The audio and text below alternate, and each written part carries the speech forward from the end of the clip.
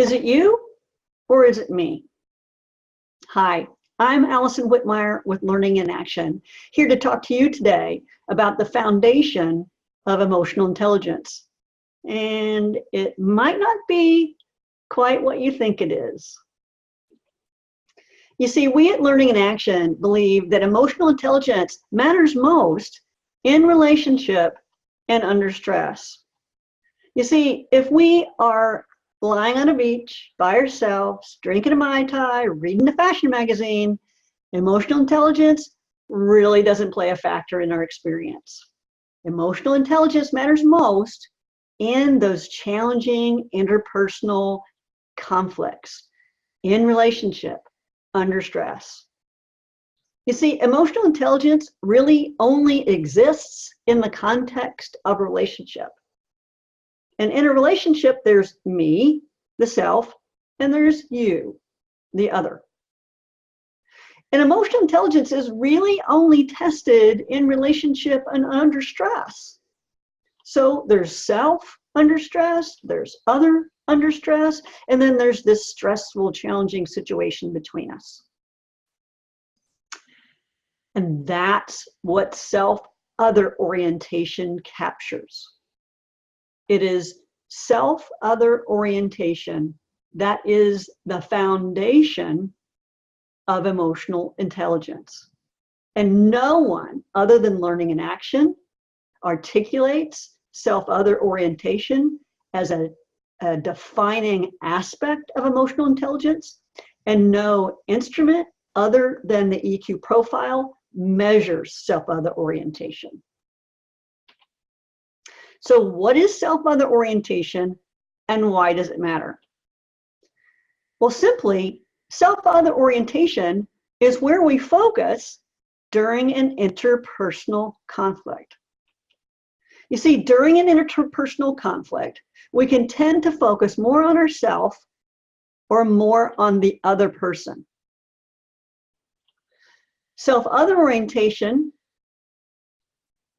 is simply where we focus when we're in a relationship under stress. We can focus on ourself, that's self-orientation. We can focus more on the other, that's other orientation. When we are more self-oriented, our tendency is to focus on ourself, our wants, our thoughts, our feelings, our responsibility. When we are more other-oriented, we tend to focus on the other person's thoughts, their wants, their feelings, their responsibility. Now, to understand self-other orientation, we have to forget everything we think we know about what self-focused means and what other-focused means.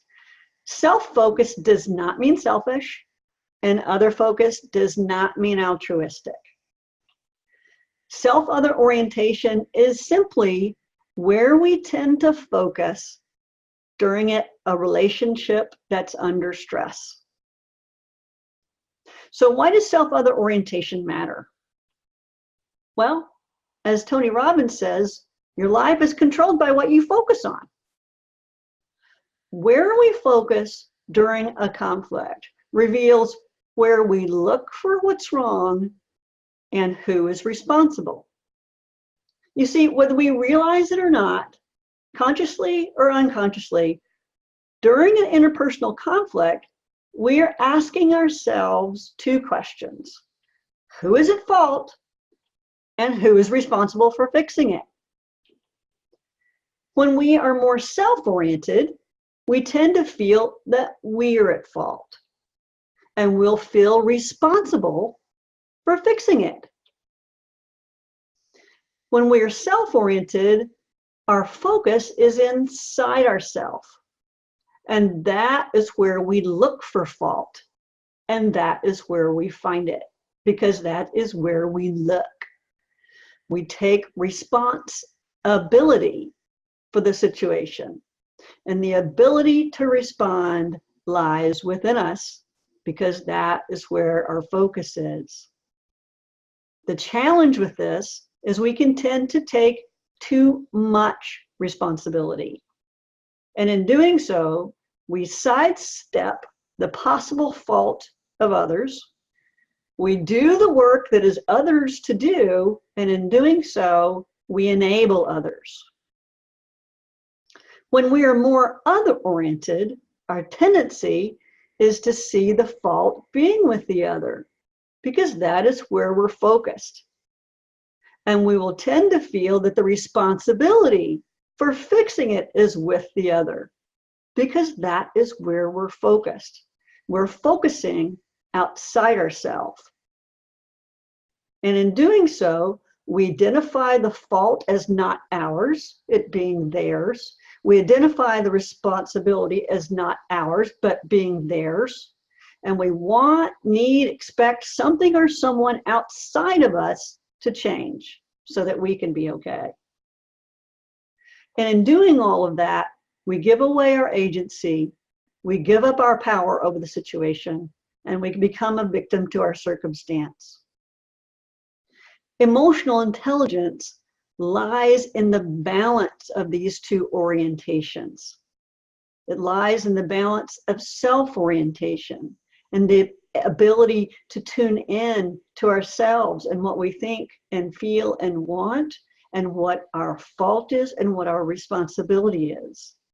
And it lies in our ability to attend to the thoughts and wants and feelings of the other and their fault and their responsibility in the situation.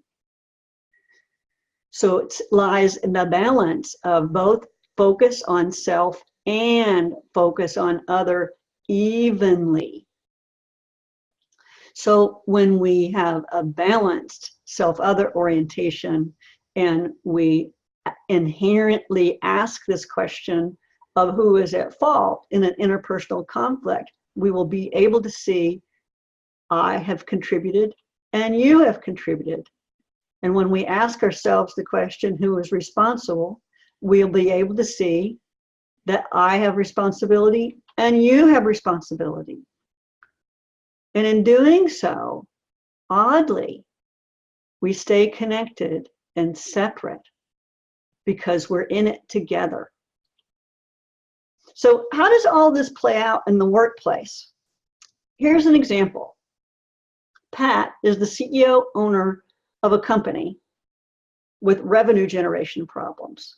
And he meets with Bill, his head of sales, and Jan, his head of marketing, to talk about why revenue is down. Pat asks Bill and Jan to diagnose what's going on with the company's revenue generation problems. Bill says, the problem is that we in sales aren't getting enough qualified leads from marketing. Jan says, it's true, the new marketing campaign isn't working as we'd hoped. We just need to give it more time. So what might be going on here? And let's look at this through the lens of self-other orientation. Well, Bill sees the cause of the problem and the responsibility for it as being outside of himself. So in this example, Bill is displaying other orientation. Jan is looking to herself for fault and for the responsibility to fix it. In this example, Jan is demonstrating self-orientation. Well, fortunately, Jan and Bill work for Pat. And Pat looks for more information and additional perspectives. The first thing Pat says is, you know, team, I've allowed our technology project to distract me from revenue generation. I've really lost my focus on it. So he is volunteering how he's contributed to revenue generation being down. He says, while it's true that our marketing program isn't working as we hoped, we all agreed we'd try something new. And Bill, I'm noticing that our conversion rates, even on qualified leads, have dropped. So Pat is reminding the team that, hey, we're all in this together and we all have some degree of shared fault and responsibility. He goes on to say, let's talk about how we can each look for what's not working in our areas and suggest some possible actions. Pat has a very balanced self-other orientation. You see, emotional intelligence is about seeking information from all perspectives. Someone who is strongly self-other oriented and balanced in both self and other is able to focus and move fluidly and iteratively from self to other to the situation at hand, from self to other to the situation at hand, gathering all the available information and all the available perspectives to look at the situation, to gather information from multiple angles, and do so without blame, without judgment, without criticism or defensiveness. And here's the thing, no matter what our orientation, and virtually all of us tend to lean more towards self or more towards other, regardless of what our orientation is, it feels right to us. And we feel right seeing things that way. And it feels right because our self or our other orientation is an adaptation to our earliest relationships.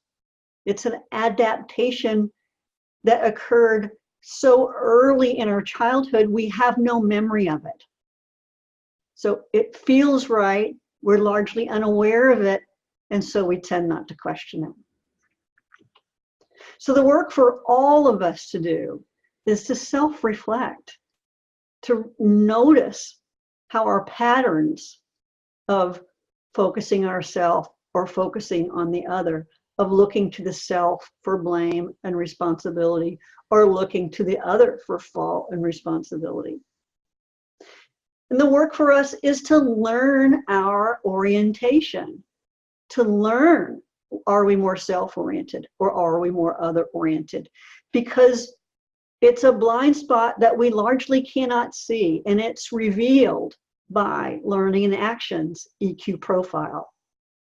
We can watch for our orientation to show up in conflicts, and we can seek more information and more perspectives to inform our orientation.